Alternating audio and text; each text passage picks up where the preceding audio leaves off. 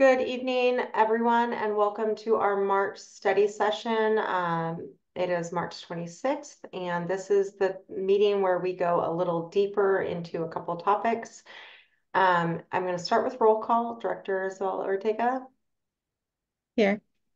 Director Decker. I'm here. Director Smith. Here. And Director Barrows. Here. I am also here. I'm going to turn it over to Dr. Snell to walk us through the agenda. There's just 2 items tonight. Yeah, thank you, Director Sproul, and good evening, everyone. Thank you for joining either live or via the recording. As Director Sproul mentioned, this is a study session, and we are exploring in depth vision of a graduate, the centerpiece of our strategic planning process. And so I've got both Chris Giannotti and Brian Graham from our curriculum instruction and assessment team. They're going to walk you through a lot of information that we previewed back in February. And that will be the bulk of our agenda today. There's a lot to that, lots of great stuff and some previews of things that we want to get in front of you and then maybe bring back to you later in the spring. And then I'll wrap up this evening just with a budget check-in. I know that's been front and center for everybody, and lots of impact in our district as we're working through that process. So I don't have much new things to share with you, just to check in on the timeline, and then any kinds of questions that you might have, be happy to respond to those. But without further ado, I'll turn it over to Brian and Chris, and we'll get started on the evening.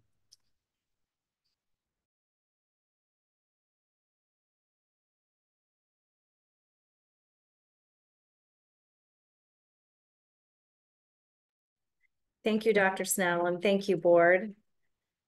We are progressing through the slides.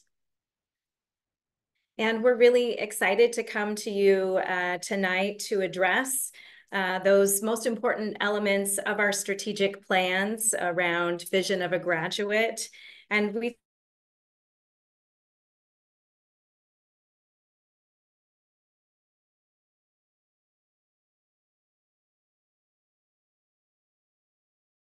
And for our agenda, we wanted to organize this into 3 chunks. The first of which is how are students growing and progressing as demonstrated through iReady. But we also want to look at the systems. How are we refining our MTSS and assessment systems to guide that student progress? And we're excited about that work. And finally, how are we monitoring and highlighting the work that has happened and will be happening in our strategic plan? So all 3 of these elements, as you know, the academically prepared, integrated systems, and highlighting areas of strength are all part of this vision of a graduate. So let's jump into iReady. We gave you a little bit of a sneak peek last month in iReady, and I wanted to share, I'll be sharing with you tonight the literacy information, just so we're not going back and forth. And Brian will be sharing information about the math, and that's congruent with some of our MTSS work as well. But we definitely wanted to start with an overview of how our students have progressed in iReady in relation to this past fall to winter 2023. So you can notice overall in VPS, they're definitely in the areas of on or nearing grade level. We've definitely made some gains from fall into this winter placement. And we've also decreased the amount of students who are 1 year below. We are definitely making a little slower progress in our with our students who are 2 or 3 years below. But when we start to look at some of the growth data, I think you'll see that some of that being captured. I did want to point out as we reviewed this information that overall in VPS, phonics is a definite strength in our K-12 assessment. And that kinder and grade 2 students have made the biggest gains. And you'll see that in some of our upcoming slides. It looks like, oh yeah, sorry. Do you put this in slideshow? Is it not? Mo? Oh, you're right. No. Thank you, thank you, thank you. Yeah, There thanks. you go. Thank you. Thanks, Kathy. I apologize for that. No problem. Our biggest area for growth as we look at the different domains is in the area of comprehension and specifically in informational text. And I know in second semester that gets hit much harder at the elementary level for sure. So we look to definitely increase in that area. This next slide is a good demonstration of what that growth rate looked like from fall to winter as you go across the grades. This is a lot of information and a lot of bars, but as was mentioned just a second ago, you can definitely see where there are some significant jumps, especially when you look at our kinder through third grade trajectory. I want to give you a minute to look. Our intermediate grades, fourth and fifth through middle school, it looks like that trajectory is pretty similar. And then we start to taper off down as we progress through high school. But definitely some celebrations and some nice learning happening. And just, I'm just want to ask a question. I think I know the answer, but the high school data isn't necessarily reflecting the whole picture, correct? Because Boy, all of our students are tested. That could not be more correct. Not all students are factored into this. In fact, I think only 13,000 students participated of our 21 in this assessment. Brian's going to share some highlights of some other ways in which we're capturing some information at the high school level. And we'll be talking about assessment later on in our presentation tonight too. We're pretty excited. But as far as iReady is concerned, that definitely, there's a correlation at the high school level. Good question, Kyle. We also wanted to capture, and thank you, Kyle. I think you were one of the folks who asked about, as a follow-up to our fall presentation, what does this look like from pre-COVID, in 2020 through 2024? How do we compare alike windows? So this proficiency window demonstrates how our students have done from winter to winter to winter to winter, starting in 2020. I think it goes without saying that 21, we recall that that's the year that kids tested from home. So it's less reliable. But in the winter of 2020, that's represented in blue, in 22 pink, 23 yellow, and 24 green. So I'll give you a moment to take a peek at some of those patterns of what winter data looked like in each of those windows in 1st through 8th grade. I do want to note that when we first started taking iReady, the expectations for kindergarten participation has waxed and waned. It's changed over time. So that's why kinder isn't featured in this window.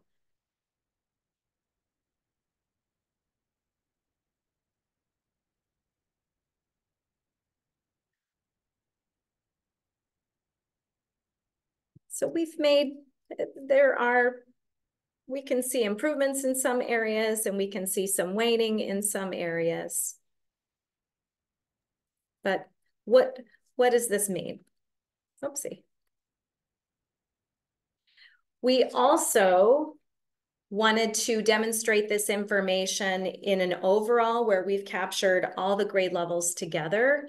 And so this talks about placement changes in the proficiency, so either at or above grade level, 1 year below, 2 or 3 years below. And if you look going across, you can see in the dark green, those numbers in those bars are similar. And certainly from 21 through 24, there's a pretty close range of those scores.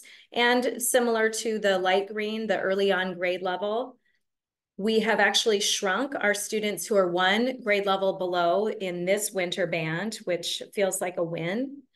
And in our dark red, especially, that's certainly an area for improvement. But overall, you can see that there's not significant changes as we look back from our pre-COVID time in the winter of 2020. Chris, I have a clarification question. You bet. I think so on the previous slide, it had grade levels, but that's so like the third graders in 2020 are now like sixth graders, or maybe my math is off by a year or two, or seventh graders. So I'm just, as I'm thinking about it, because COVID hit and like the remote learning year hit, for kids at different points in their career. Yeah. I would almost be curious, this is not to have you actually do this, but I would just be curious, like if you tracked like cohorts of students, if you see, because I know working in an elementary school, we've talked about, the impact on kind of COVID, if that happened when you were in kinder or first grade versus third or fourth, and kind of, if you had those foundational skills or if it was during those early years. Yeah. Tracy, that's a really good point. And if you look at the first grade, the blue line from 2020, that would be commensurate, then you pay attention. 3 years later, we're looking at fourth graders. These kids who were primary ages in the year of COVID, our team has talked and teachers have talked about how that's playing out in fourth, fifth, and sixth grade, and not just academically, but also as far as social emotional and some of those maturity issues, which is all the more reason that we are really clear about instruction and engaging our students and promoting voice. So we've got a lot of passion behind that.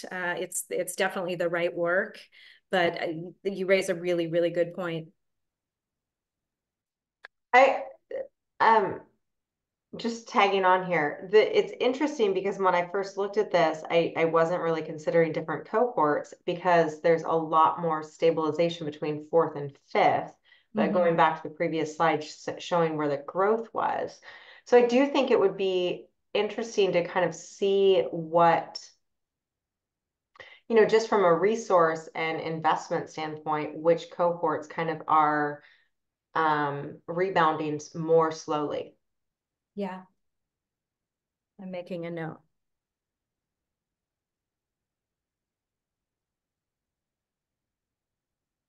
Yeah, we can certainly provide that. I think we'll have an opportunity with you next month as well. So we can hope to get that by then. Does that work? Yeah, no, absolutely. Okay. Thank you. I really appreciate the questions.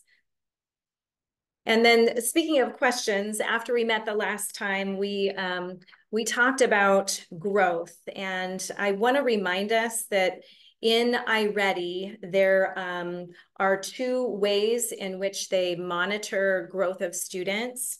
So that typical growth or the average growth describes how students are growing compared to other students at the same grade. And that's based on a window of about 30 instructional weeks from fall to spring. So that is just that average growth. Whereas stretch growth would be an ambitious but attainable goal for students. And typically it's closer to 2 years of growth. It's the amount of growth that students would need to make in order to catch up with peers.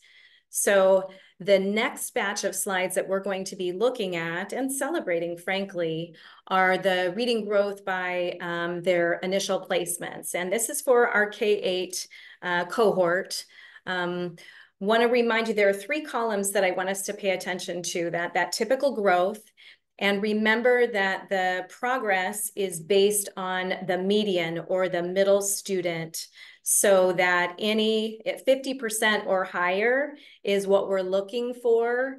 And if that percentage is lower than 50%, that means there's more work that we're gonna, and more intervention that we're gonna have to do for those students to get them to meet their end of year goal.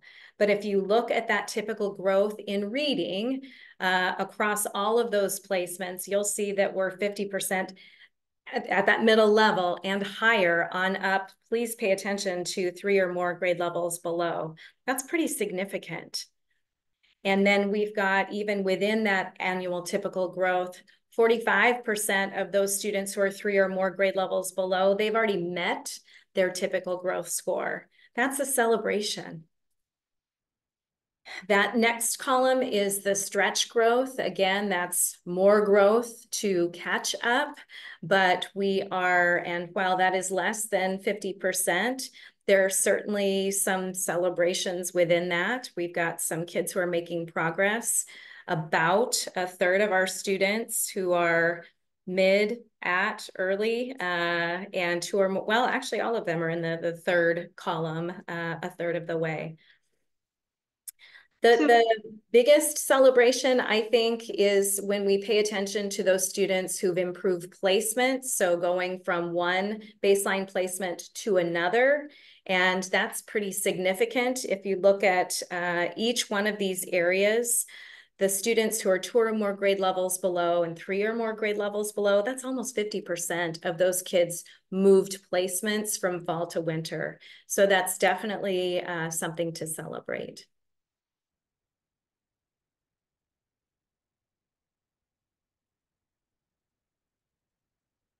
This next batch of slides is in a similar form, but one of the pieces of feedback that you asked for and that we're really excited to be able to delve deeper in is looking at our populations and our different groups that we attend to. And so this first slide shows the progress that's made by our multilingual learners in K-8. And again, if you look at the typical growth, we've got more than 50%. Which is a pat on the back, celebration. Our students are definitely making gains, and about a third of them, more than a third of them, have actually met their typical growth goal. We definitely have room to grow in stretch growth. And we've got almost 40% of our students who've made improved placements of our multilingual learners.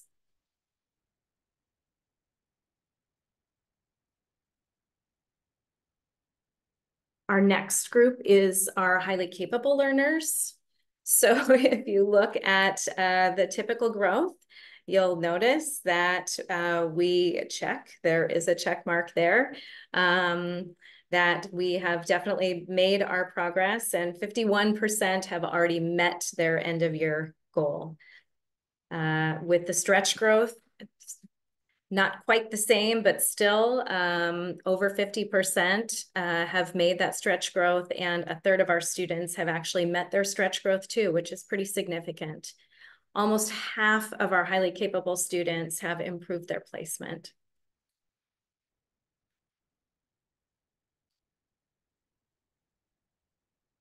We're also paying attention to our students who receive special education services, and we are nearing 50%, that median line of our students making typical growth. And about a third of them have met their typical growth goal, end of year goal. So that is something to celebrate. And when we look at our students with improved placement, we are nearing 40%. Of 1,700 kids. That's pretty significant. And I'm going to give you a minute to take this in because there's a lot of information on this next slide. This slide shows race and ethnicity and the typical and stretch growth. And if you look down at not only that median number, but also the percentages of students who've met, there are some really significant areas to celebrate, definite sources of pride. There's about a 13% range from in our typical growth progress in each of these areas or each of the rows. And we've got a third to not quite half of those students, all of those students have met their typical growth, and not quite half. Definitely our African-American students, 63%, Asian, 70%, 62% at African or American Indian or Alaska Native. And when you carry that all the way over to our students with improved placements, this is, something to raise your hands for. 50% of our students identified as American Indian or Alaska Natives made improved placement. And look how close our other columns are as well. Mm-hmm. Chris, I appreciate the inclusion of that third column because I think that helps anchor us just in terms of the progress made.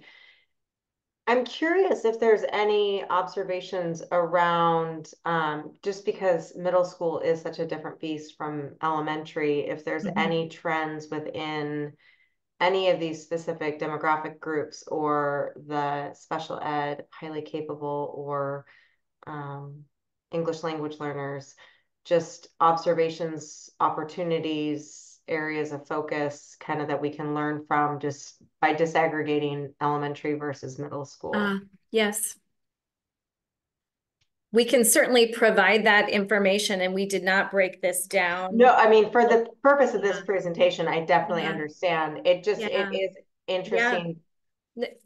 You're absolutely right. They are, I think you called them different beasts, and they definitely are different populations for sure. Even by way of resourcing, what things look like at the elementary level versus what things look like at the middle school level. So that's definitely worthy of investigation. Yeah, thank you for that.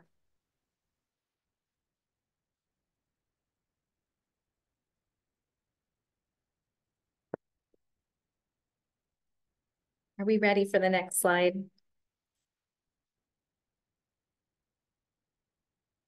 Okay.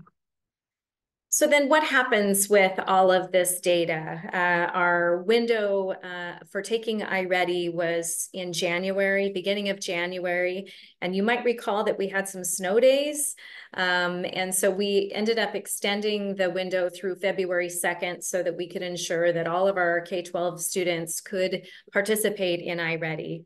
But after the iReady window closes, our teachers gather in PLC teams, they gather in their guiding coalitions, and they take their grade level data, their classroom data, and they compare it. What did we look like in fall? What did we look like in winter? They look deeply at what are the groupings that are identified in iReady? What are the areas of deficits that I can start planning intervention for small group instruction, for whole group instruction in some cases, so that we can make sure that that growth trajectory continues. So the pictures that I've included on this slide were pictures from some data dives. Meetings hosted by several buildings in VPS where teams were looking at their data. And you see in two of the charts, there are pocket charts, those little sentence charts, green, yellow, red. In one school at Washington, they use blue to identify students who are achieving above grade level. And you may notice if you look at that very first picture that there are cards within the blue, green, yellow, and red that may not match the pocket chart they're in. And that's, I know we've got some educators on the board, so I certainly don't want to talk down to you, but for those who aren't aware, our teachers track beginning of year data on cards. So if a student maybe was 2 years below, they would have a red card at the start.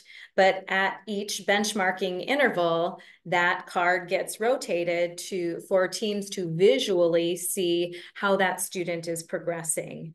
And I think that picture with the blue, green, yellow, and red, you're really able to see some of that movement. And it's pretty exciting when you see, in fact, in that first column, which is kindergarten, if you look up at the blue, you'll see a red card up there, which meant that a student made that much growth from fall to winter.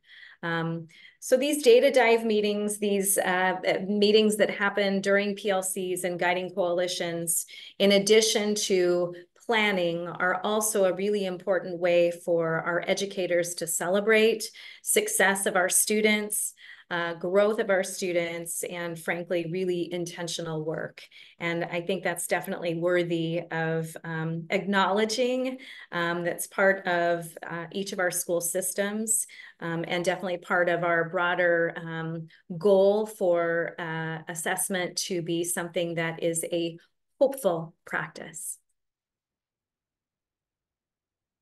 So I think I'm going to turn it over to Brian at this point in time, unless there are further questions.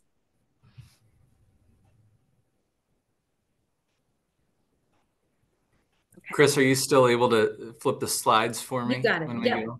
Yep. Okay. And just want to thank the board for asking questions that you're curious about. And that's awesome about data is as we get into it and look at it, questions come up and it takes us down pathways that we're curious about, will give us more information and help us make decisions. And want to do our best to provide that to you. And as those questions come up, it creates a wonderful pathway, which is part of the slides today, is that we tried to really listen from the fall and provide you with what you were hoping for. I think you'll find a similar cadence here for the math. So the slides are essentially replicated that way, but for math, so you could have some consistency and make meaning, because it is a lot of information to process at once. So this first slide shows just the placement change overall from fall to winter. And so we're able to see that growth across the different placement, initial placements that take place, the 3 years below, or two grade levels below, 1 grade level, early on grade level, or mid or above. Go ahead, Chris. There we go. And this slide probably looks familiar as well. We did show it in the last presentation we had last month, and this is similar. You get to see the growth on grade levels from fall to winter, and it's really exciting to see that growth. It's super motivating too with grade level teams as you're seeing kids make those gains, and a lot of positive gains. And we are recognizing, and we've named this already about, okay, so what's happening in high school again? And so for math, students that are enrolled in an algebra or geometry sequence course would take the iReady at this point as well. And I'm excited to share a bit more data with you as one of the celebrations at the end, just an area that we're piloting and looking at more information, but certainly a lot of growth here to celebrate across grade bands. And per request, just to look back to, so what were the math scores looking like and the reading pre-COVID as compared to the last 3 years? And so iReady helped us mine that information out, and then we represented it this way. And really wonderful questions have written down here. We're curious about what cohorts may have been most impacted. And this may not be the best representation to really track cohorts, but you can. You can see cohorts changing colors across if you want to follow those color bands. But it's very curious that I think we certainly see something. I mean, it's been a trend in state test scores for a while, that the rigor that starts to happen with 5th, 6th, 7th is there and within the standards in mathematics.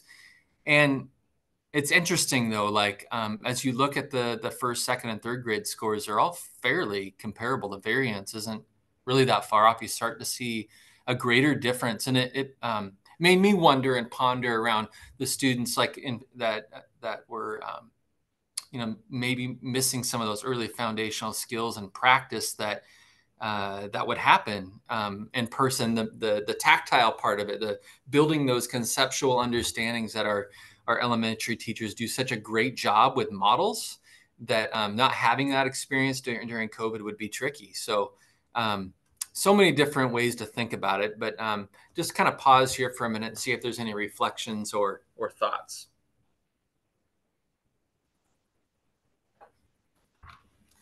I mean, I would have to go back, and I don't want you to back up to the slides, but to look at the reading. But no, I said you don't have to go back to the reading. but I feel like in reading, like there were some, I mean, not all the way, back up, but I feel like there were some trends up. And I mean, I'm looking at this and it looks like a lot of trends from winter of 2020 to winter of 2024 are kind of progressing down. Is that accurate? I mean, it seems like a lot of them are getting lower. I Am I think it's a reading that right? And then is I think that it's a kind of great question. a Yeah. concern, I guess? Because I mean, it looks concerning to me, but I would just be curious what your thoughts are. Yeah, I think that there's a really great opportunity for us to look really closely at what we're doing for our core instruction in mathematics. What are the experiences that we had hoped to see for students, our role as teachers, and what the environment looks like, sounds like, feels like. That's something that we want to share a bit more with you about as the next step. That there's work in progress, looking closely at what does our mathematics teaching and learning look like, and What great observation, Tracy.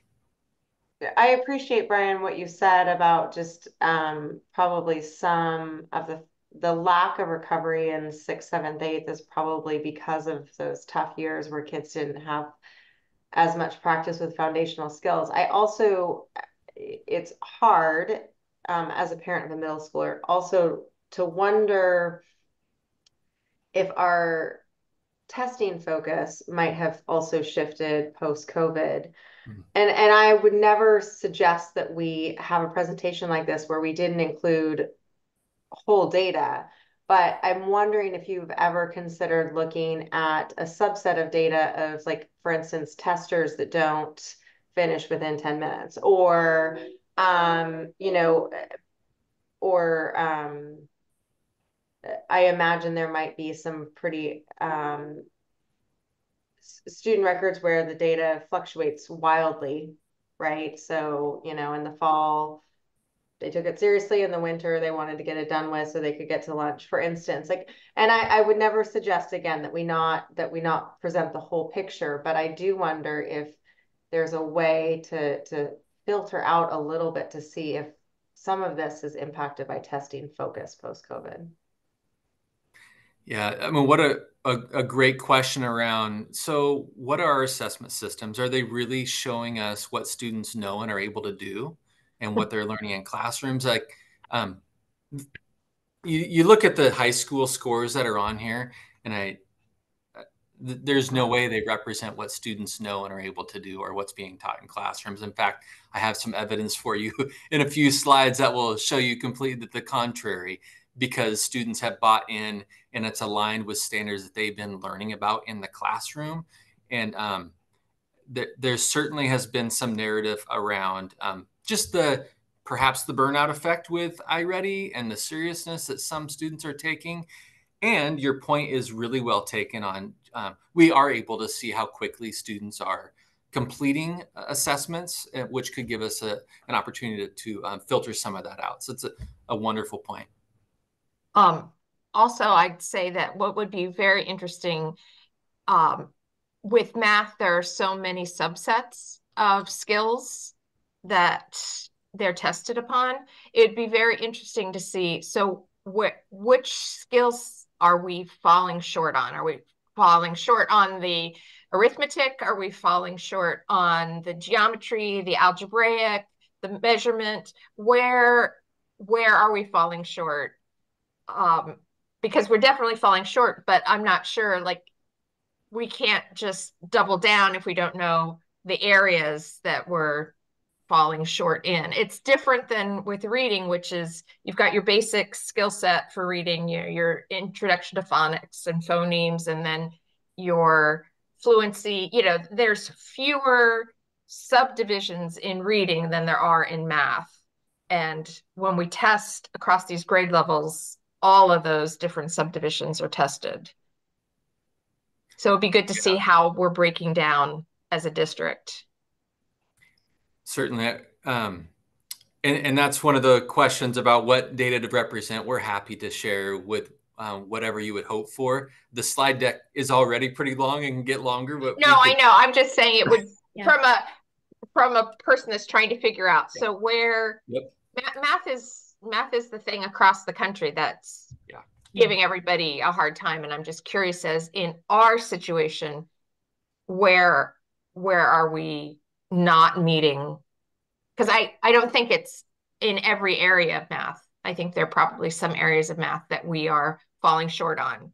Maybe it is every area, but it's hard to assess where that is. And I'm not saying you have to add this now, but it would be interesting to see. Well, and it would be interesting too, to add Kyle's question on top of that. What does that look like across grade bands as well? Yes. Because it could likely be different across elementary and middle school, where our data is across the 4 main domains that we can pull data out of iReady is the numbers and operations and measurement and data, which were our 2 strongest. And then the algebraic reasoning and expression and geometric sense were a little bit lower, but it would be hard to make a strong correlation of, is that different between elementary and middle without really teasing that out. So excellent points. And I think that we could do the same sort of thing with elements within the literacy assessment that give us an idea about the strength of our programming as well. So excellent point.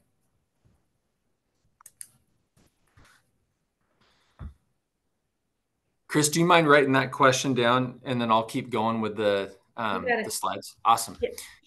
And so this is a similar representation of just the students in the different placement levels going back to 2019-20, and then 21, 22, and 23.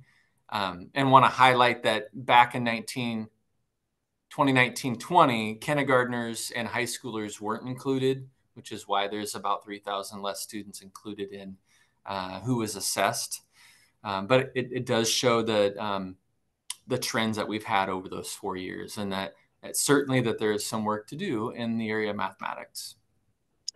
Can I ask, sorry, another question? Yeah. Have we had the same math curriculum since 1920? Is it? Okay. Yeah. Okay. Okay. Interesting. At the elementary. Across all grade levels? At the elementary, we've had the same curriculum. Okay. I can't comment on going back to 1920. I might be back to 21 for the high school curriculum, which wouldn't relate here. I believe the middle school curriculum does, though.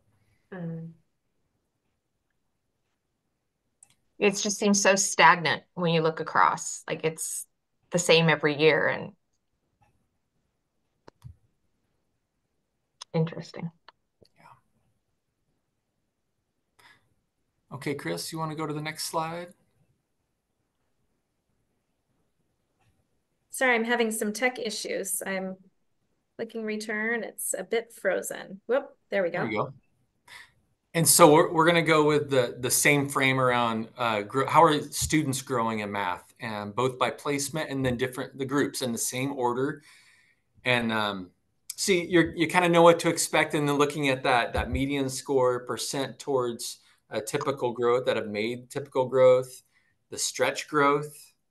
And I really like that third column as well in terms of percentage of students with improved placement, students that have moved a placement level from fall to winter. And so just going to try to put a spotlight on where there are highlights and positive recognition where there's movement. So here in this table, we certainly can see that the students that have been furthest behind are showing the greatest median progress and also the highest rates of improved placement, which is exciting to know that we're helping kids move forward in their growth.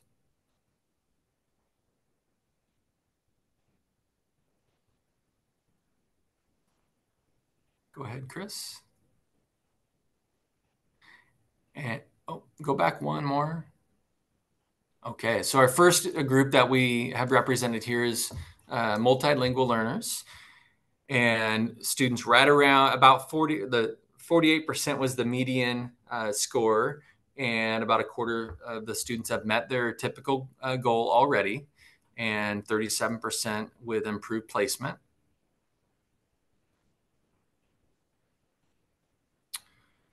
Math growth for students who receive highly capable services. So the median score right at 50%, about a quarter of students meeting the typical growth already, and 43% of students with improved placement.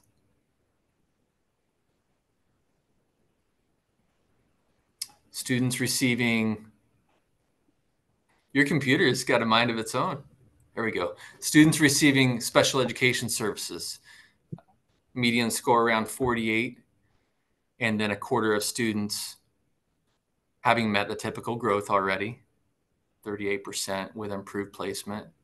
As I just read those three, they're all fairly similar, which is interesting.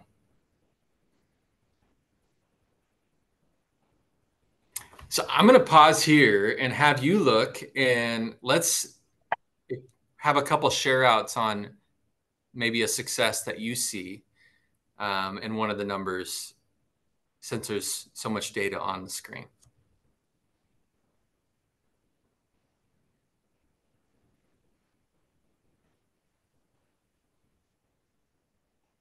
Well, it's nice to see our Black African American category kind of moving at a faster pace. While it's not the biggest of our underserved, it's definitely tends to be highly impacted from our underserved, if that makes any sense. Mm-hmm. Yeah, Kathy, that one jumped out at me as well, the 55% progress towards median. And then also the percentage of students with improved placement at 42. Those are both the highest indicators there of any groups represented. And it's interesting because there was less movement in ELA for that demographic. Great.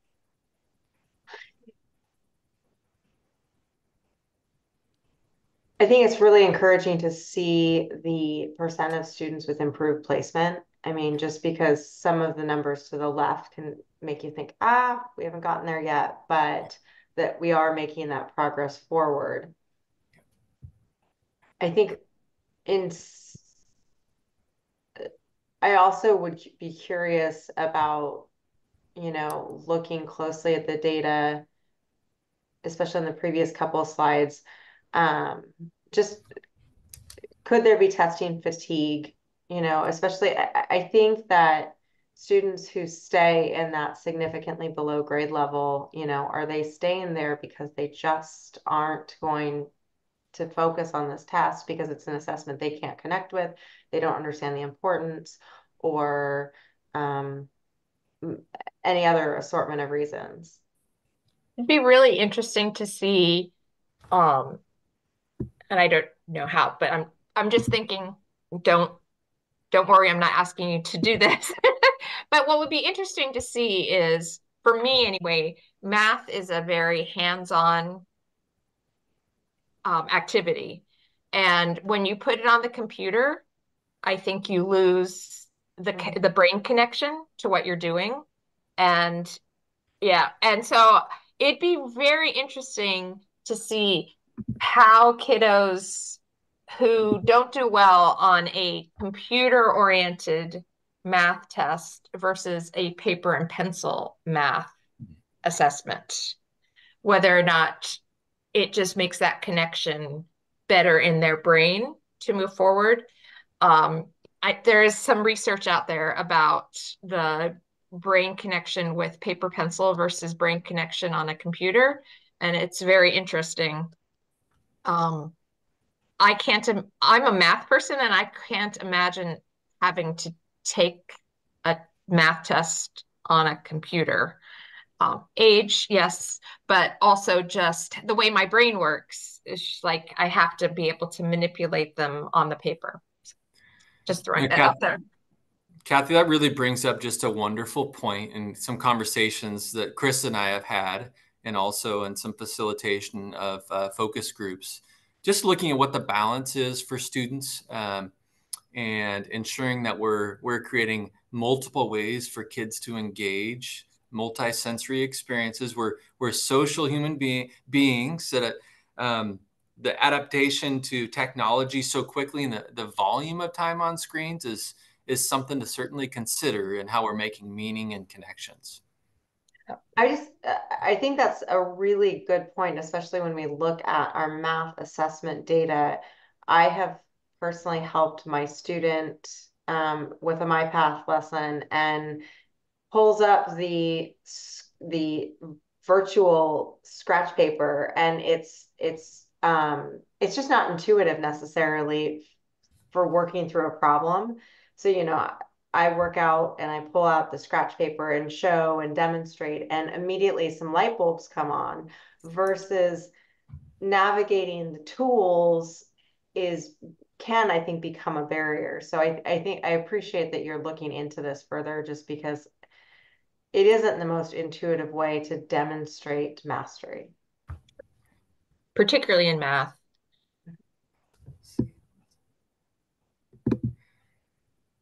Any other comments on this slide before we move forward?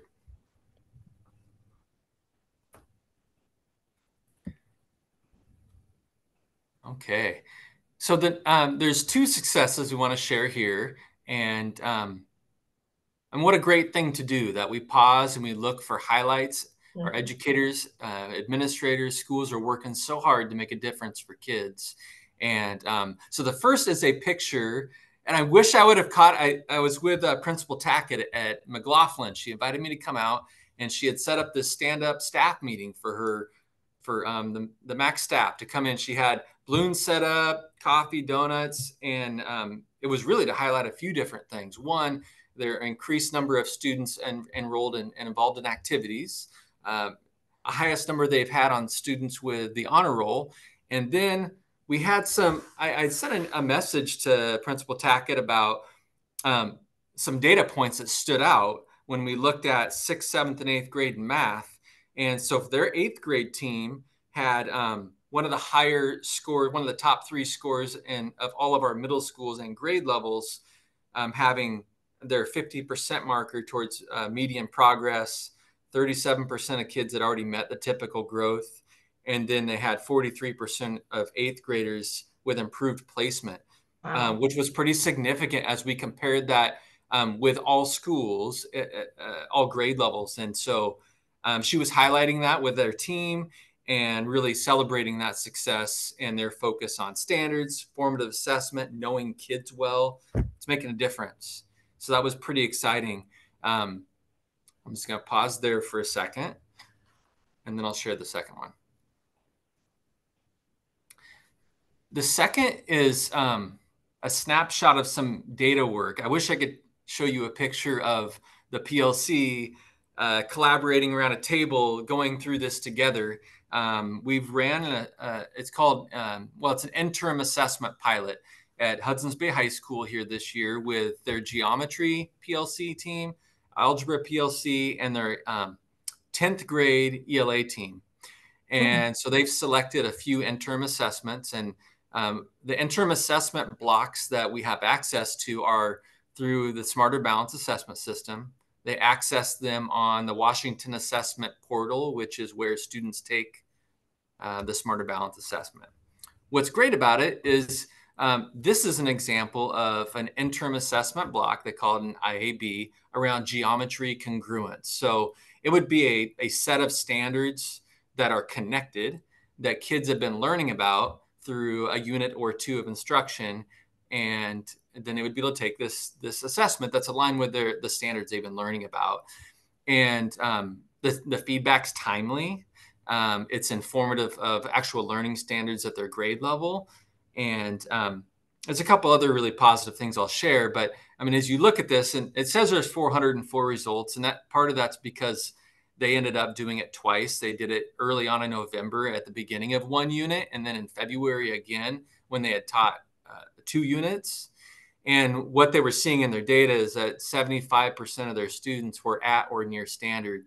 7% were clearly there or above, with only 18% below. Now, looking at that paints a much more hopeful picture for both the student learning that's happening, the ability to respond to it, and the buy-in from the students. And so that's what we've heard in this pilot from the teachers that have been engaged so far.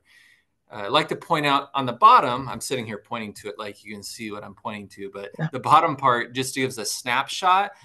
Teachers are able to access the data very quickly and do item analysis. So question number 6, you're able to look at what that item was, the standard it was tied to, and it looks like 76% of all their students got it right. Like, that's a great success. They really get that one. But you're able to see the distractors too. And so, like, question number 7 was one that their kids were kind of all over the board on. 26% got it right. So we'd be able to look at that and go, so what was happening here? Even go back and pull that item back up and do a review with the whole class the next day if they wanted to. Much more actionable, again, providing hope, timely feedback, alignment to standards. So that's something we've been exploring. And I would show you a snapshot of the ELA 10 interim assessments. And it's kind of funny. One of the principals at Bay reached out and she's like, I got to tell you, like, this provides so much more hope. We were looking at the comparison of the iReady data versus the interim assessment block they just did. And it's like, it's not even the same because kids were buying into it. So I wanted to share that as a story of hope and celebration.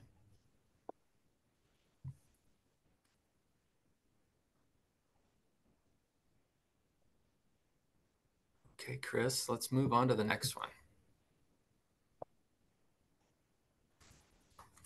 Well, and what a lovely segue. We know that our strategic plan really addresses meeting students' needs so they're prepared for their next steps. And specifically, goal E2B discusses not only an evidence-based core curriculum, but a balanced system of assessment. And we've spent a lot of time talking about iReady assessment, but we've spent time talking about practices that promote ownership and hopeful opportunities for students. And we've had some other things that we've been working on as well related to assessments. So as part of that goal, we this past winter have gathered groups, teams of from different levels of the district with some common goals of developing shared understanding of what a data culture is, to promote the idea that there need to be conditions in place in order to really use data in a way that's not biased, in a way that is impactful.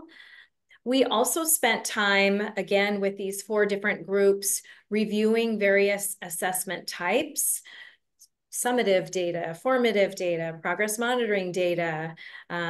What do all of these types of assessments mean? What purpose do they serve? And why do we do them? How often do we do them? And finally, through that process, and each of these 4 different facilitations were about 2 hours in length, we developed a prioritized list from each of those audience members or educators in our district to make some recommendations about what are we doing well, what are we doing not so well, and what are some opportunities. So that's part 1 of what we called an assessment review protocol. If you look at the picture down below, you'll see that this was when we facilitated with instructional coaches, which was this past January. There were about 52 folks. They were engaged because we were talking about practices that they were immersed with, eliciting their ideas and their experiences. And as you know, our instructional coaches have a myriad of instructional experience that they bring to the plate. So they had a lot of opinions and experience that we definitely elicited from them to do that first level of engagement. We involved our CIA TOSAs in December in this same process. It was the smallest group that we facilitated in getting their opinions about all of these topics. We also, because learning starts at the top and modeling is such an integral portion of instruction, assessment, any well-defined system, so we facilitated this same training over 3 different times with our teaching and learning cabinet, superintendent, executive directors, our directors from all levels. And then finally in February, we had our largest group, 80 members of principals and co-leads through the Guiding Coalition training that happened. So we took all of this data and all of these pieces of information about what's working, what's not working, and that led us to this next phase. And phase 2 is we are in the midst of where we are bringing stakeholders together. March 14th and April 9th, we'll have 2 3-hour sessions where we are looking at the data that we have pulled from various groups to ultimately be able to create some recommendations for a comprehensive assessment system. So our order of operations in going through these objectives, we met in March and will continue April 9th, right after spring break, to garner some recommendations about what a balanced system of assessments would look like in VPS, and if there are any recommendations of something that we could implement for next year, as well as the year after and the year after that. So our trajectory with this information is, after we meet with these stakeholders, we will facilitate the same process with our district guiding coalition on April 18th and bring any of those recommendations to the teaching and learning cabinet on the 22nd.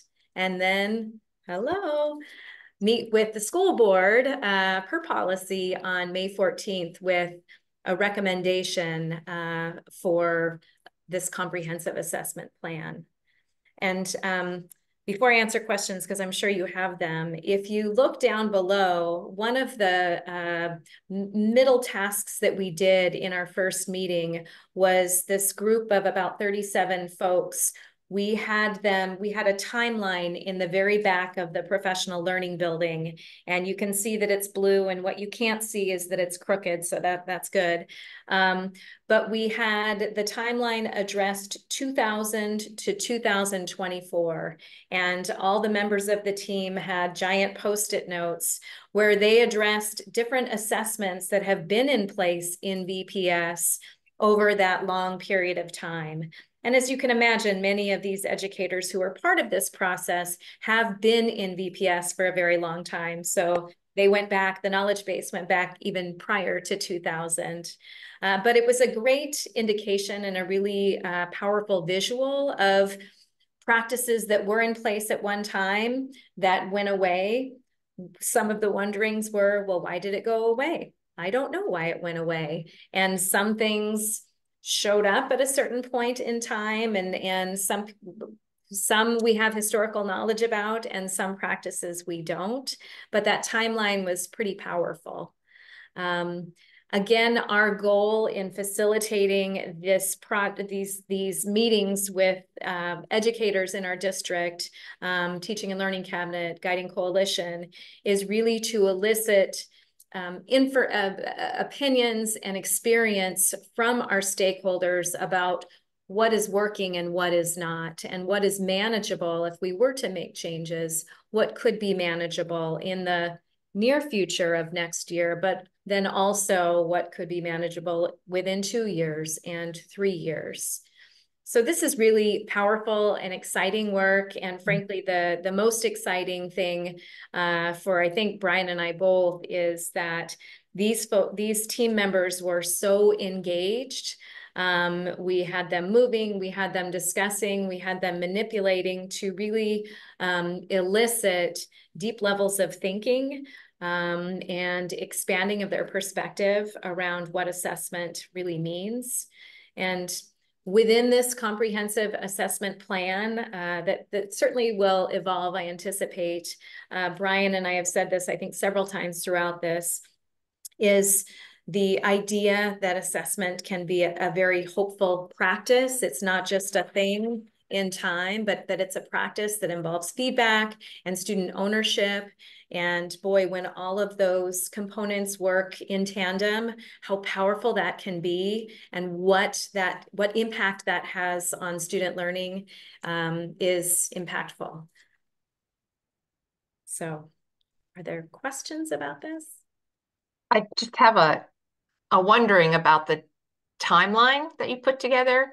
Mm-hmm. This is just the way my brain is working. It would be curious to see a timeline side by side with it as to what were some of the political things that were going on in regards to education as those assessments came on board or dropped off, because I imagine those were some of the things that created more assessments, removed other assessments.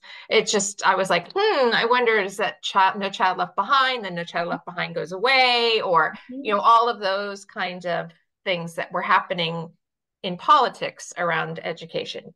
That being said, that's just one of the things I was thinking of. I'm very excited about this because if we have the right assessments, then we know what we're missing. And if we know what we're missing, then we know what to target and we know how to do direct instruction and then do assessment again to make sure that direct instruction worked. And it's very exciting. So thank you for all this work. Thank you. Thank you. You bet. It's been a joy. I just wanted to add, I really appreciate both the short and long-term approach you're taking to this, that like what can we immediately impact, but then what's the right strategy going forward? Yeah. Yeah. I will say the feedback I have heard from educators, hands down the most around our district's assessment is the impact of our students who might have different needs, different programs and categories have their own assessment structure, and then it starts building when you add it on top of SBA and iReady, and then your English language learner assessments, and so then our students who need in classroom time the most are most impacted and most pulled out. So I'm sure that is something that was a big conversation, a big part of this, but how do we focus classroom instruction time to meet the needs of our neediest students? I guess that would be a question. Well, it's a really important question, and you'll notice the first word in the title is balance system of assessments. One of the visuals that we're including in our April 9th meeting is a pyramid of what an assessment system should look like. And of course, the state test being at the pinnacle, kind of that smallest, taking up the smallest amount of time in instruction, in the school day, in the school year, and going down to benchmarking assessments, maybe in the middle or the upper middle, but then those classroom-based, those formative assessments really at the base of the pyramid, that would be what teachers are doing the most of. And that can be, as the educators in here know, anything as informal as, thumbs up, thumbs down, or to more formal exit tickets. That is work that goes on all the time in our classrooms, and that should take the bulk of the time. And that is an objective, Kyle, that we want to aim for. A lot of the feedback that we received from the various stakeholders who've been part of these teams is assessment is taking up too much time. I think all of our teachers, us too, would prefer, let's use that in service of learning and instruction instead of assessment. Excellent. I think the only other feedback I would offer, as you develop this system going forward, a new plan for assessment for the district, I think it's important to consider how we engage parents in the cycle. Both education, but also how to engage parents. I think, a parent receives an iReady stapled packet a couple of times a year, but what are parents supposed to do with it? How do they interact with the data? How are they supposed to communicate with their student, hold their student accountable? How do they engage in their students' learning? Because that's not something I've necessarily felt confident in as a parent in the district. But I think we have to utilize, I mean, the first line of accountability is at home. And so we need to include parents as part of that. I love hearing that, Kyle. This isn't part of our presentation. However, another next step of our work with district guiding coalitions next year will be promoting assessment literacy between teachers and administrators. You know, we've got this data. Now what? What does that mean for us to really promote and build our muscles about how can we most effectively use this data? And yes, indeed, that does include sharing information with parents. Really good. Yeah, I think that's such an important step. Parents want what's best for their kids. And if they know that their kids have needs, you know, they're going to be good advocates. They're going to be good engaged participants in the process. So we just need to figure out a good way to partner. Yeah. Excellent. Love it. Thank you. Thank you. Okay. Brian, is this you? It is, but I'm going to make a plug on another lens that falls into all this. And we start talking about, we're going to talk about MTSS next, assessment, I mean, it has layers. And when we get down, like one of the really strong indicators too, is when we can engage students in ownership and reflection and setting goals and standards-based progress on goals. That's really powerful. And for students to become advocates for themselves and have that efficacy, like there's a layer there that gets really exciting too. That lands in the arena of hope that we've been talking about, Chris. So, okay, so another element of the strategic plan is goal E2C, refining multi-tiered systems of support to ensure each student has the necessary learning experiences and access to thrive. And so if you would go to the next slide, Chris, we were asked early on, this must have been, I don't know, probably October, I think it was in November, where this came up for Chris and I to help lead some visioning with MTSS systems, really that refinement. And it also coincided nicely with the Inclusionary Practices Grant, IPP grant, which you may have heard of in the last few years. I think it's been received a few different times in Vancouver. And it comes out of a grant that our special services team with Daniel and Jamie Phelps leading the way, getting the grant. And so part of that process is we meet monthly. There's professional learning across the state provided by Katie Novak and members of OSPI. And one of our charges was to come up with 3 goals that were going to help us address some of the barriers that we're having in our system. And it provided a great opportunity for directors across VPS to come together and help lead some work in refining MTSS systems. So Chris and I had an opportunity to design a shared learning experience, shared leadership kind of model with this. And the 3 goals that we had will match this visual for you. So the first goal we came up with was really, do we have a clear definition of what is MTSS? What does that mean to us in VPS? And at certain schools, they could probably tell you. At other schools, it may not be as alive, or we may have different definitions even. The second goal that we agreed upon with all directors was around the way we're using data and facilitating tiered meetings at our schools, that when we have this cycle of information, that we look at it closely within teams, and then we do something about it. It could inform our tier 1 instruction for all kids. It could inform interventions we do for some kids, and really targeted specific interventions for fewer kids from an MTSS approach. And then goal 3 was, are we really clear about what tier 1 instruction is? That is an experience for all kids every day of the week in terms of literacy, math. And then we also wanted to have the frame of social emotional learning. And so from a shared leadership model, Andre Harganani, He is leading a focus group with 22 members, and the members would be teachers, instructional coaches, some administrators, to come up with an artifact around a draft artifact. What does MTSS mean for us in Vancouver?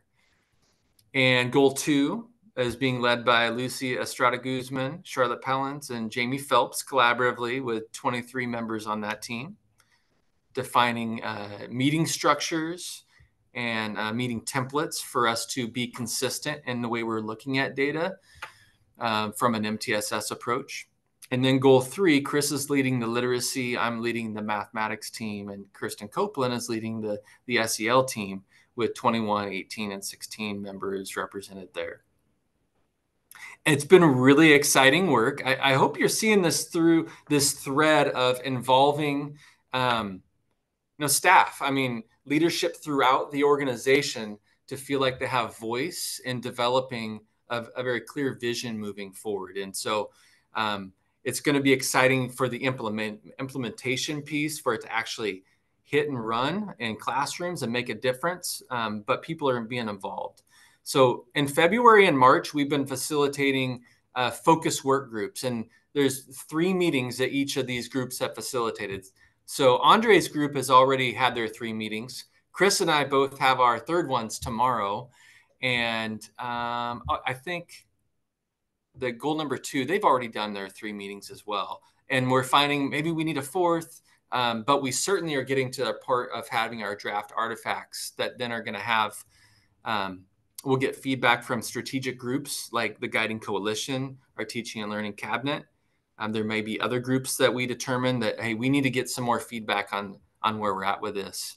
But our really deadline is that May 7th we're on for facilitating a K-12 leadership meeting with principals, instructional coaches to do a deep dive into these goal areas. That way, building administrators will have the opportunity to do some refinement and calibrating with their MTSS plans in their buildings. And we'll be able to launch into a professional learning model that will support implementation for the following year. I'm just going to pause on that. And then, Chris, I think I'll highlight what that green box means. Just shared a lot of information. Any questions? I'm just going to say that having, although for a short time, been a teacher in the Vancouver School District at a very high needs school, having these 3 goals clearly defined so that, especially unfortunately, when we're going to start moving a few teachers around because of our budget issues, to have them defined so it doesn't matter if this teacher is at Walnut Grove and then is all of a sudden at Lincoln.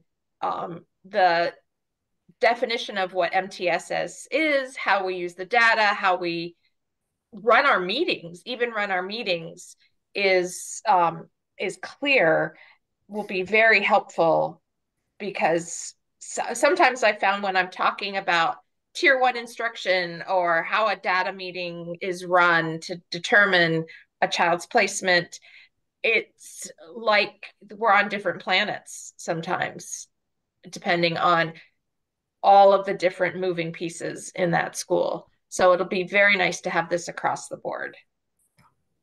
And there's some schools that are really doing a great job leading the way with this already, but want to make efforts to have some consistency, shared learning together, and a support network for schools to be able to really grow in their practices, share best practices, and have that connection and efficacy. Pause here for a second longer if there's another question before I explain the green box.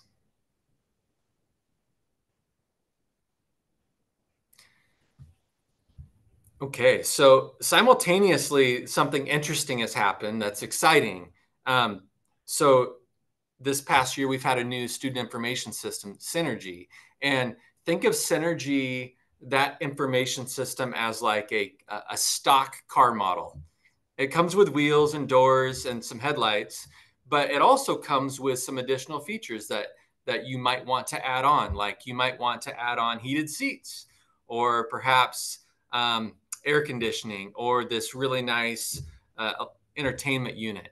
Well, these modules we have with Synergy are add-ons that really support this MTSS work. So one of the add-ons is MTSS plans, and it allows a school team to open up and work within Synergy.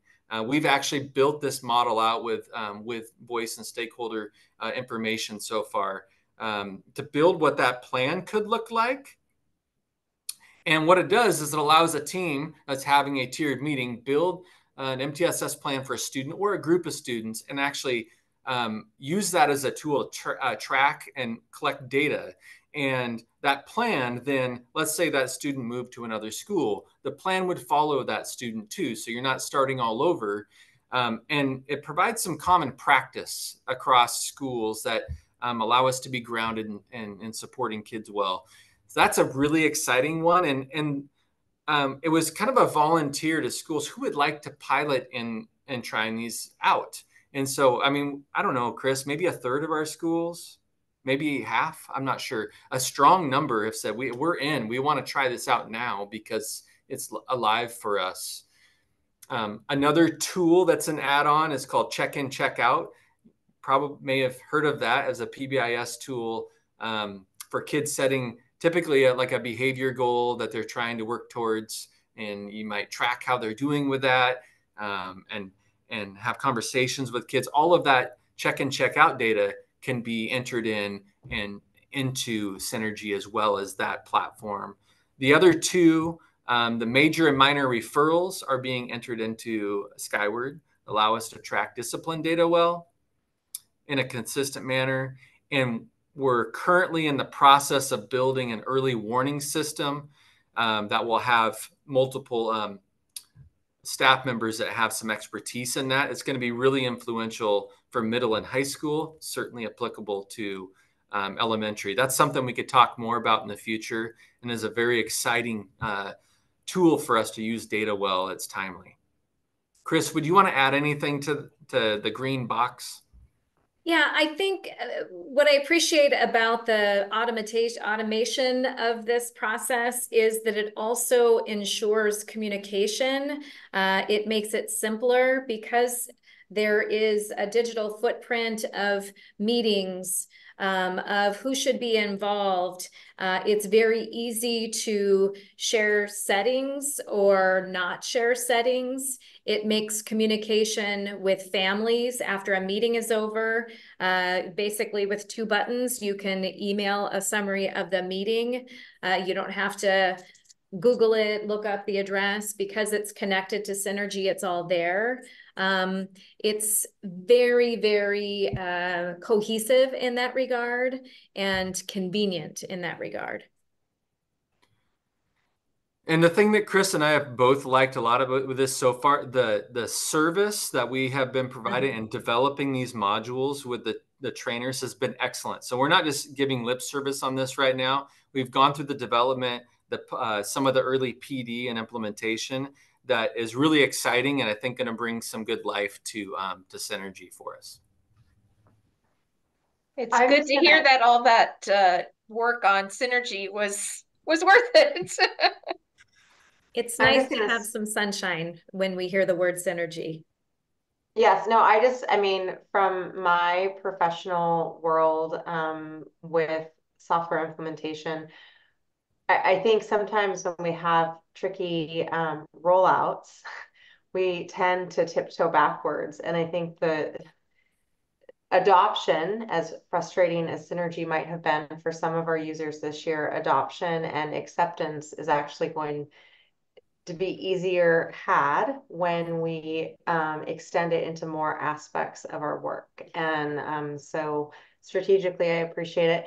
I really like that our plans for students are going to be able to easily transfer from school to school. That's something the board has heard has been a challenge in the past. And I think that's just, we know that we have kiddos and families that move from neighborhood to neighborhood, and we need them to start on day one with a plan in place and context around them so they can be as supported as possible. Boy, that's the truth, Kyle. It's really hard as an educator when you and your team have invested so much time with a student and providing the right supports and documenting that, and, you know, having when that transfer happens, wishing and hoping in some cases. So to have this digitized, if you will, and easily transferred does provide that sense of relief. Mm-hmm. Thank you. Okay, Chris, I think we're ready to move forward. Right. Well, along with those systems that we've been discussing, and specific to goal area 3, tier 1, we've got tier 1 literacy, tier 1 math, and tier 1 SEL. I've had the good fortune of having 2 meetings, one more tomorrow, with a group of K-12 educators, classroom teachers, instructional coaches, ML coaches, folks who are invested, and folks who are very engaged in literacy, looking at what should tier 1 literacy instruction look like in our K-12 system. What are those practices that are most important, that are really going to make a difference for students? Our essential question that we've asked is, how do we promote rigor and engagement while we maximize this very precious time that we have with our littles going up to our bigs? Knowing that, you know, maybe you have an hour, maybe you're lucky enough to have 2 hours, but certainly at the middle and high school level, you have significantly less than that. So what are those instructional practices that are going to make a difference for our students? As you can imagine, we spent a lot of time talking about evidence-based literacy instruction and the practices related to that. What we found, especially since we have middle and high school teachers who are part of this group of on our tier 1 team, is this is training in some of these foundational skills that they never had, that they've not really needed for their students and for their students' access at middle and high school. But one of the concepts that we spent quite a bit of time talking about after looking at literacy data nationally as well as internally within our own system is the Matthew effect, and that notion that our students who come with strong skills, those skills only grow. And our students who are coming in with more opportunities for growth, with fewer skills, those are exponentially going in the other direction. And at the middle and high school levels, we have students in core literacy classrooms who aren't accessing material and really disengaging in class because they don't have the skills. So there will be ongoing work, certainly, and opportunities for at the secondary level to continue to promote this. But what we've spent a bulk of our work in looking at practices is, what are some of those routines that we can utilize to really, like I said, maximize, that are evidence-based, that are multimodal? If you look at that top picture, that's a teacher at Philida, a 3rd grade teacher, and they're body mapping sentences. So making it a multisensory experience for students, sequential, really rooted in what the research and evidence says is important and impactful.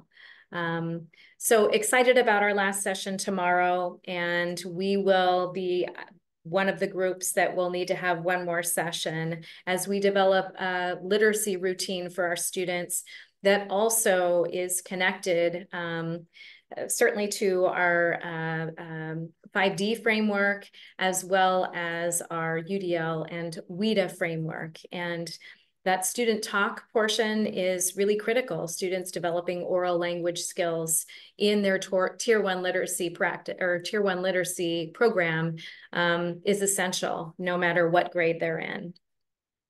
I wanted to provide also some other highlights in the area of literacy and in the area of Tier 1 specifically. Our team of TOSAs, along with a few of our LAP TOSAs, have provided some ongoing training to varied groups this year in evidence-based literacy instruction or science of reading. So they have trained all of our instructional coaches who've not been trained in the science of reading using a program called the Big Dippers, which is really rich and deep and intensive. 2/3 of our elementary principals have participated in the Letters program, and we're hopeful that we can open up more spots next year as well.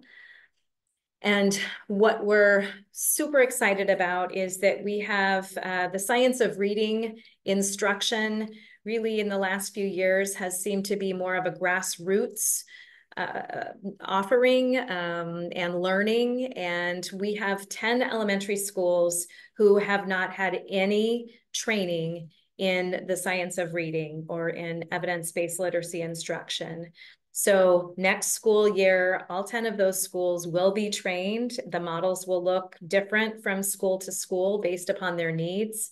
But that is something that we are endeavoring, and that's a non-negotiable for us to ensure that they have that background. For the schools who do have that background, we will be working on refining some literacy routines that some of them have implemented into practice, as well as I said earlier, creating a routine, especially at the primary level, that our teachers can utilize to really maximize learning and reading for their students. The last bit is a commercial.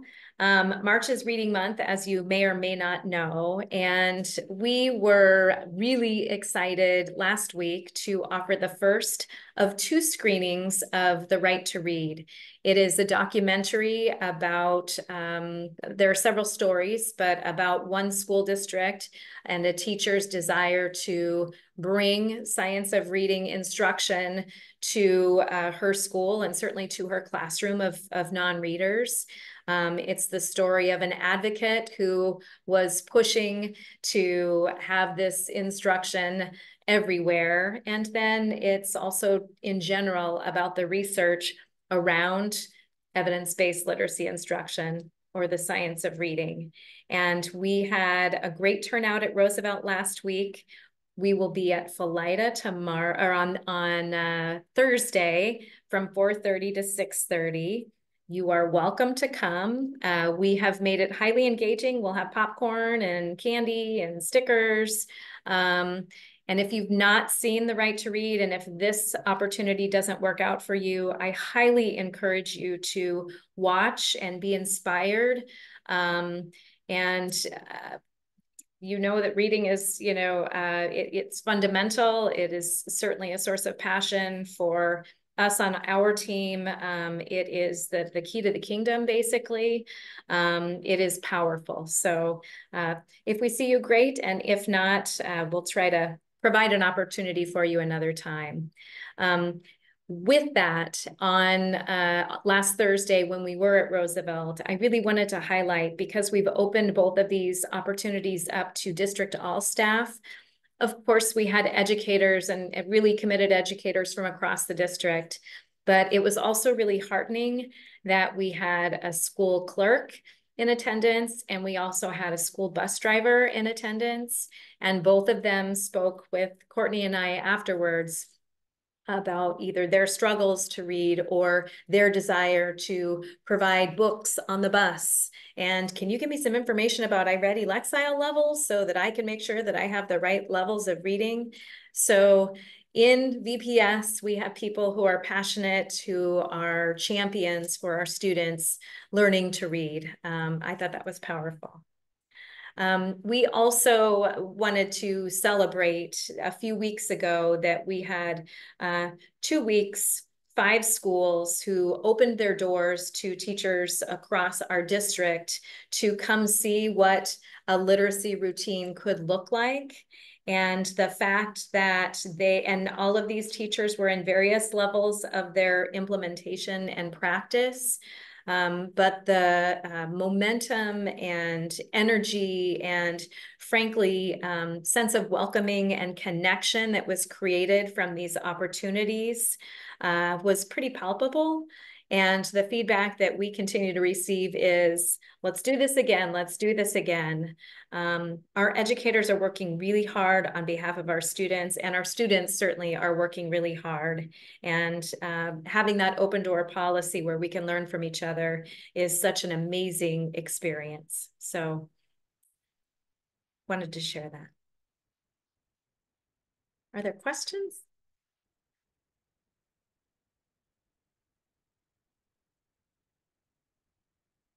Okay, I'm going to hand it off to Brian. Appreciate you staying with us here. So many exciting things happen. We're getting close to the end, and just kind of wrapping up the MTSS part of this. Chris has had a chance to help lead and develop facilitation for the literacy, and I've helped provide leadership and co-facilitation for the Tier 1 math instruction alongside our two math TOSAs, Melina Dyer, Michelle Haberlock, and then also our high cap TOSA, Jim Brown Sanders, and one of our early learning TOSAs, Aaron Torrey. And the five of us it's been really exciting, honestly, the design and facilitation of it and shared leadership. We've been really digging into what does the teaching and learning of mathematics look like in VPS schools? What would be our hope? And the three frames that we've looked at closely are what's happening with students? What would we see happening with students? What is the teacher's role as a facilitator? And what does the environment look like, sound like, feel like for kids? Especially in the area that like we're trying to move away from anyone feeling like that they're not a mathematician, that everyone can be a mathematician, and that there's strong integration and connections to the fields in STEM or STEAM, even with art integrated in there. And you'll see the Mondrian art image here because one of the math tasks that we engaged in had to do with Mondrian art and finding different areas. And we had choice in the different designs, and we had this really rich discussion. Part of the Tier 1 focus group has been that we will have one of us will design a 45-minute math experience that's facilitated with this group experiencing it as learners. And so we're really modeling the practice we would hope to see in classrooms and building these instructional look-fors, which is really important. I've been very engaging. It's been an amazing group. I wanted you to also know about the Math Fellows group that we've established.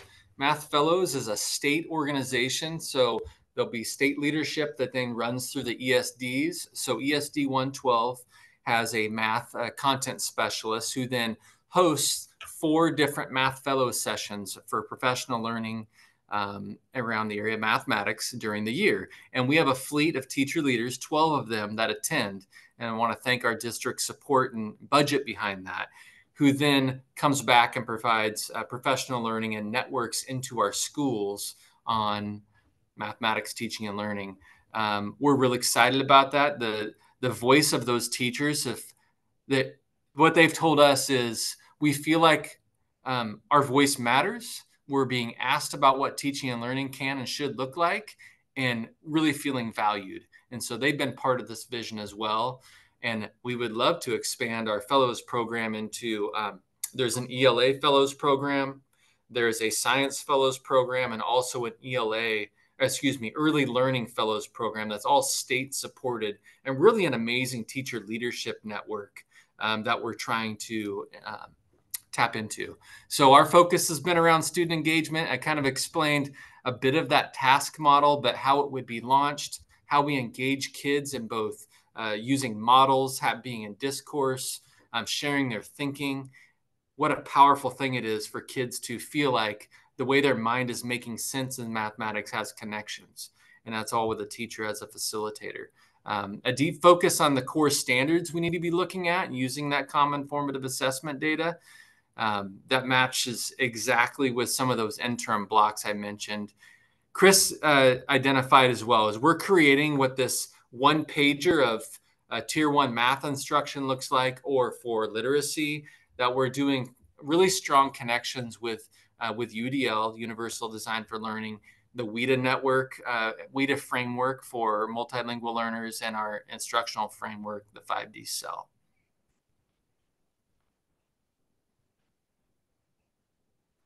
Okay, Chris, I don't know what slide's next, but it'll surprise me. I'm still ready.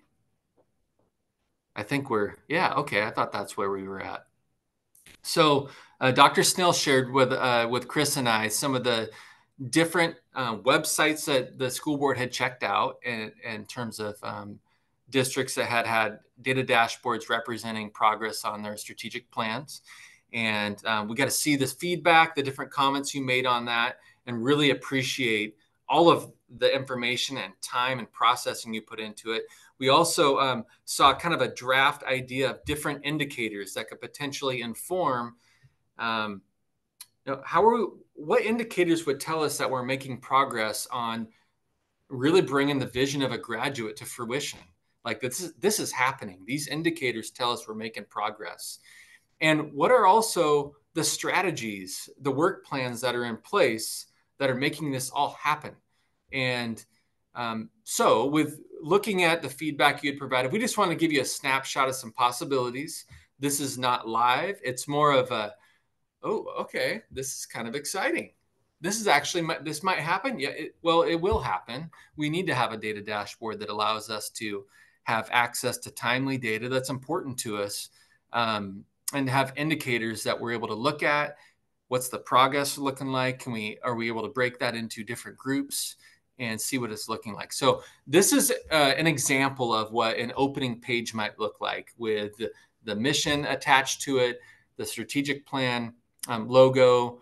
This is straight from our website, really broken into different parts, but the voice of our students and what the core values are that we hold. And this opening page actually scrolls down, but we just took a snapshot of it for you, where there would be an explanation of, hold on, Chris, yeah, of how to access and the purpose of the data dashboard. Okay. And so if you were to look at this page where it says home, that's kind of the explainer, like what is this all about? And this is just a really small sample of what the indicators page could look like. For example, under student success, we might want to have easy, visible access to graduation rates, or for example, third grade reading proficiency, because we know that's really an indicator for both where kids are shifting from learning to read to reading to learn, and an indicator for future success in college and career readiness. Or perhaps that one of our indicators is we want to look at measurements for high growth in mathematics. There are a number of indicators that could land under student success, and certainly your voice in identifying what those might be. We have a whole list of ideas. We just wanted to put a few down to tease you a little bit. Under school environment, certainly attendance, that 90% attendance marker is important. We have measures around belonging that we can represent. In fact, I had a principal reach out today that was super excited about what they're seeing in their panorama data. I mean, it's the ownership that's happening there. And discipline rates is something that we want to be able to look at by different groups.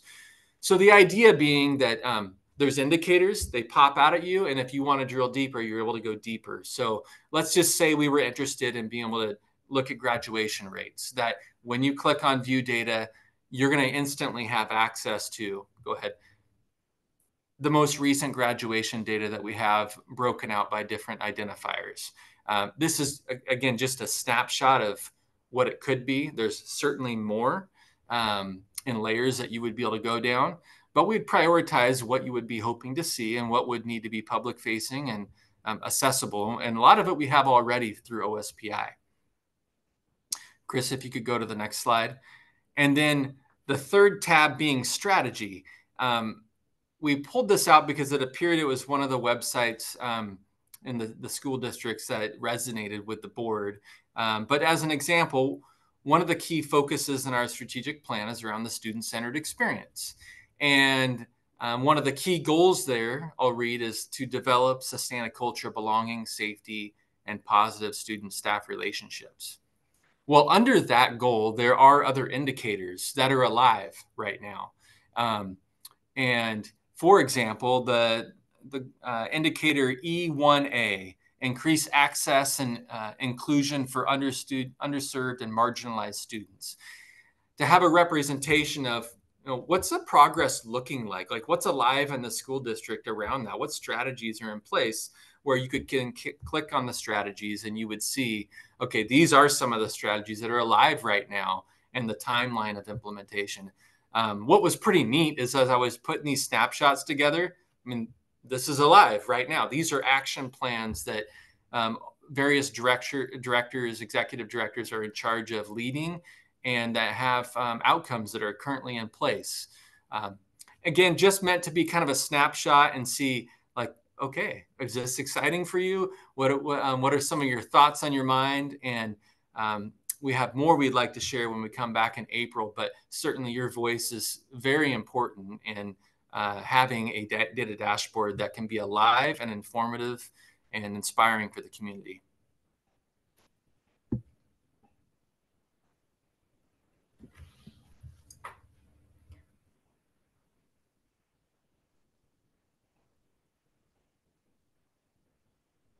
Thanks, Brian and Chris. Just pause, and I know that's a lot of content. We told you we were going to go deep here and get into student learning data, and super excited about the work they're doing as we look ahead to the dashboard and really trying to bring your feedback to reality. So just see if there's any questions or comments before we move to the last agenda item. And Chris, would you mind stop screen sharing now? Thank you. Jeff, it might just be me. It feels like ages ago that we provided feedback on the sample dashboards. I wonder if you could share our feedback and some of those. I mean, I remember putting a lot of time into it, but it would be interesting to juxtapose kind of what we critiqued versus what you're presenting. And if there were any elements that really jumped out at us that we wanted to be included, or especially around the indicators. I think one of the dashboards included something that was kind of response to warning indicators. I thought that was kind of compelling. So it would help me if I got a refresher of what we reviewed before.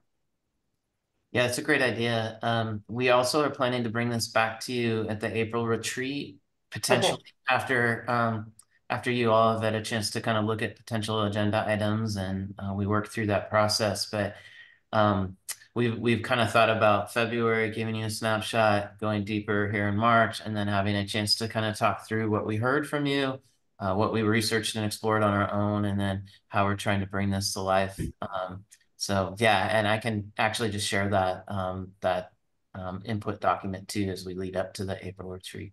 That would be excellent. Thank you.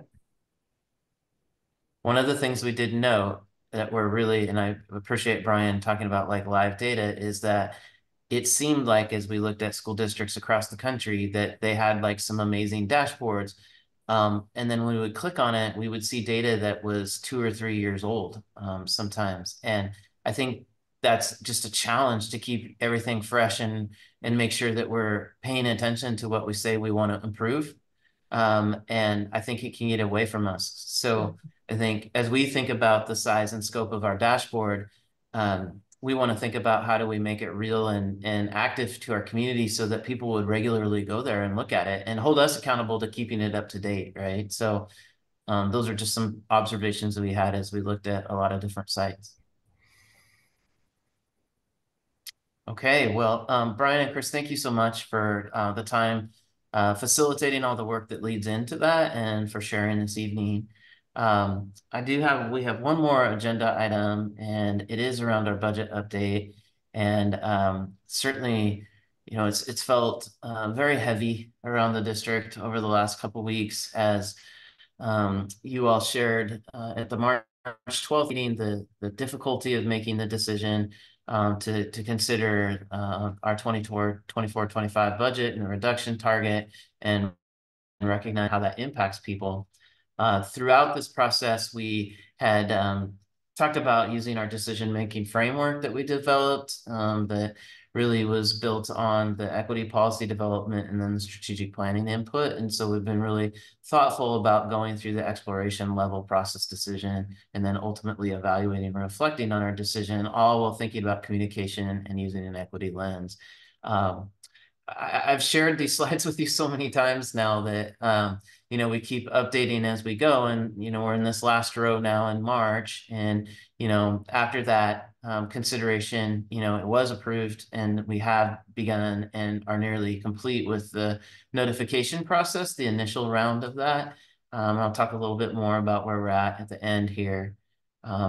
We've talked a lot about the gaps that you all have, as a board, have tried to fill the last couple of years, be it staffing costs or other increased costs amidst the context of increased student need and overall decline since 2018 in our enrollment. We've also talked about that gap between what the state is providing, both in terms of the number of staff that we're able to retain in our district and the cost per staff. And that gap has been widening, which is definitely concerning, not just for this year, but for future years if it continues to go in that trend. We talked about the options that you had as a school board, delaying as long as possible, which was the strategy that you utilized the last couple of years.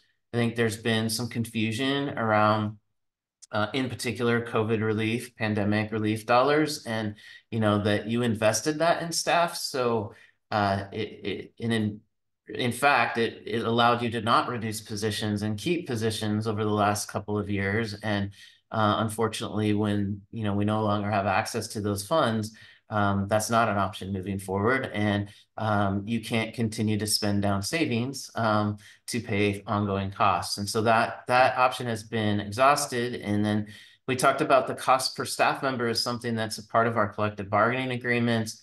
I know that several of you made statements about the quality of staff that we want to attract and retain and the cost of doing that. And then finally, the really only option to move forward with a budget that can be balanced is to reduce the number of staff. And that's what we considered that evening on March 12th.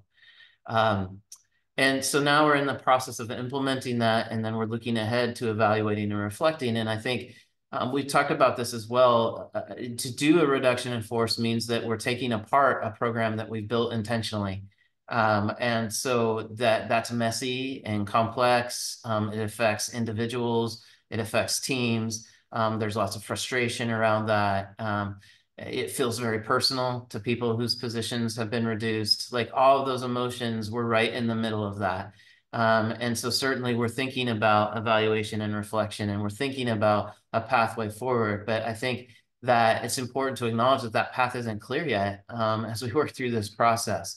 And so we will need to resettle here in the coming months and plan for the 24-25 school year and the support that we need to deliver for our students, family, and staff. And what does that look like with 230 less positions in our district? This was the reduction in force that you approved, the different positions across the district that we have been working to notify.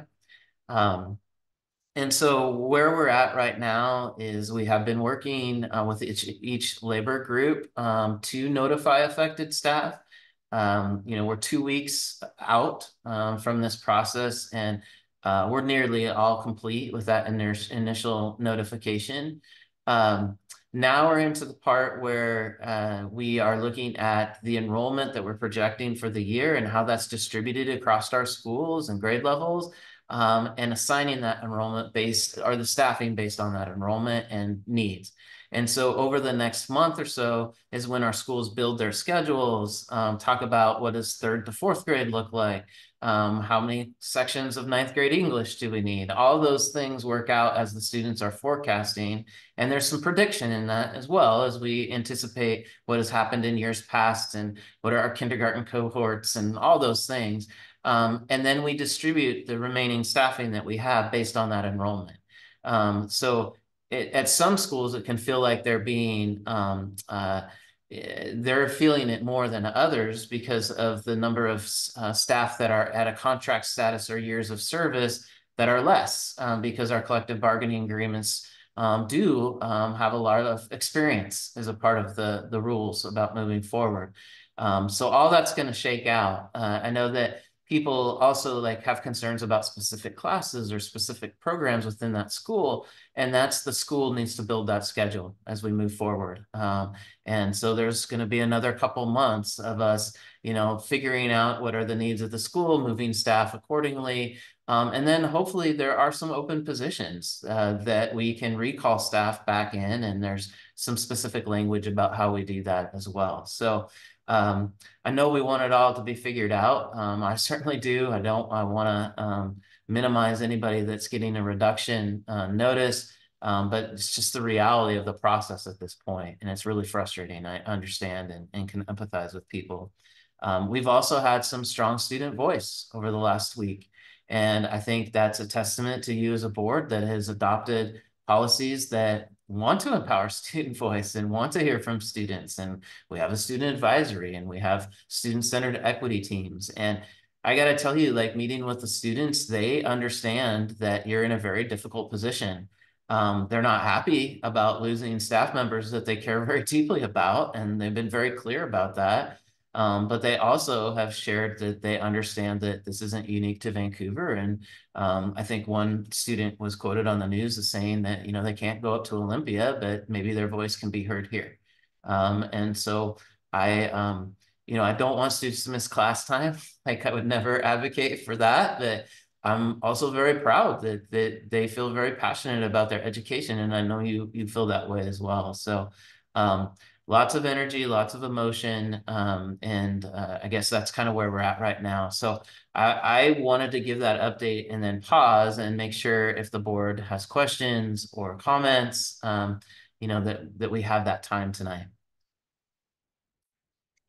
I appreciate you walking through kind of the next steps of the process and how many moving parts there are, because I think obviously up until the point of our last board meeting, it was just focused on positions and, if a reduction of force was going to happen. And I think now that it's happening, the understanding and communication around the multiple steps involved with the process, because right now schools are just here, like students, for example, it's just they're hearing about people on maybe provisional contracts that are kind of being notified, and so it's seeming like we're losing this amount of teachers at this school versus kind of the future steps are like what you were saying, looking at that forecasting and then like realigning and balancing. So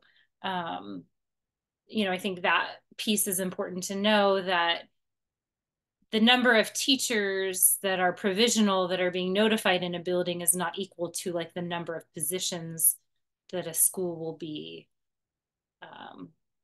left with losing. And so it is a process that I think the communication around that I think is important, because it seems like maybe there's kind of some misunderstandings of how it's kind of rolling out. So I appreciate kind of going into that detail. Yeah, it's just similar to Tracy's comment. I think that is the number one point of misunderstanding in the process that I'm hearing in the community. So Jeff, to your point, I appreciate just the cyclical evaluation of how can we continue improving this process. And I mean, communication is obviously paramount to helping our community through this. So thank you for the update tonight.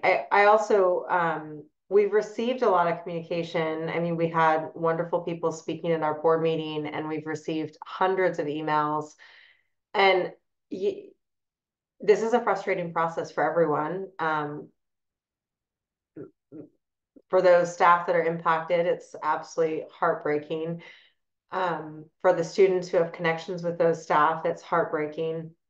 But I'm so inspired by the advocacy that we have in our community, because it shows just how amazing our staff is, that we have people who just really want to advocate strongly for the roles that they play in their building. Everything from the importance of the front office to the support staff to, I mean, we're hearing advocacy for all types of positions, and it's wonderful to see how loved our staff is. It's bittersweet because then it also it hurts that we have to cut any amazing people. So I just want to thank everyone who has engaged, because it's important feedback to hear, but it's also it's valuable to hear the advocacy for our staff.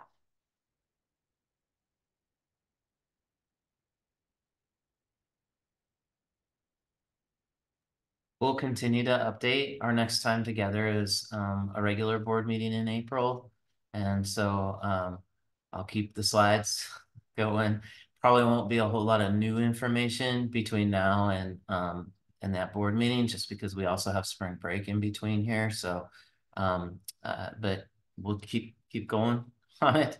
You know, moving forward the best we can, and really appreciate the challenge that it is for you all. So that's all I have tonight. So I'll turn it back to you, Director Sproul.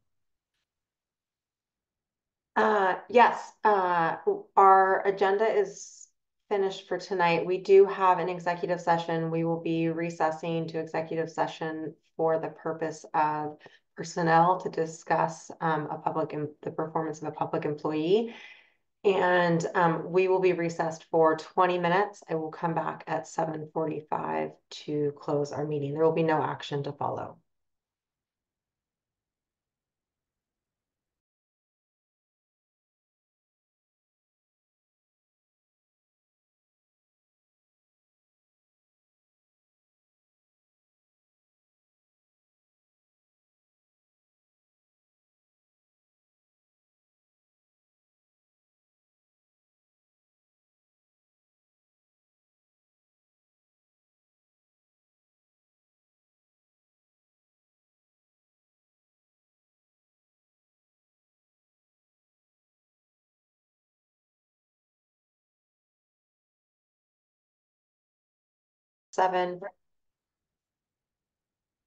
We adjourned our executive session at 7:47. And with that, our meeting is adjourned. Thank you so much.